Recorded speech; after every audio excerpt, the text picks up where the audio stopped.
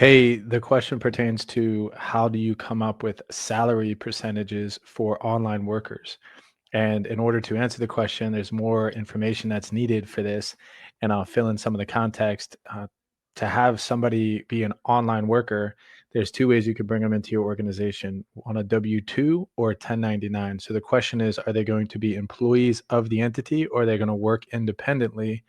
And that there's tax differences with that, and there's also cost differences with that.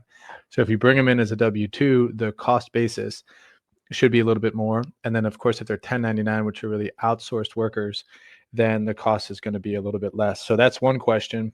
And it all depends on the industry that you're in, and it all depends on your projections of sales and your growth strategy. So if you're going to grow aggressively, it's okay to pay a little bit more in salaries, but if you're not going to grow aggressively and you're trying to be more lean, expenditures when it comes to salaries aren't great. So I would say a good baseline for if you say had a company with 100 people in it and it was a service business, so you're delivering services, and which is a major cost. It's a direct cost to the operation.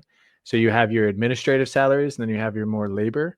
Labor should be roughly, let's say, 25 to 35% of your sales. And then, of course, your administrative cost, which is your managers, your executives, finance department, that should be possibly another 25%. So 25% of sales would probably be good for administrative, 25% of sales would be good for labor. And then, of course, in a service business, 50% of your costs, little high, would be salary based. So hopefully that gives you a good idea. But of course, there's a lot more questions that need to be asked to answer that question. If it's a business that's starting right from the beginning, you want to keep your salaries as low as possible, especially the W-2s, which would be a fixed cost, something that you would have to keep. You're going to have that amount of salary no matter what. A creative way to incentivize people is to bring them in on a commission basis, or to offer them potential equity in the beginning and work for um, a profit as opposed to a salary. Or you can have a mixture of those two and keep your salary, your fixed salary cost down.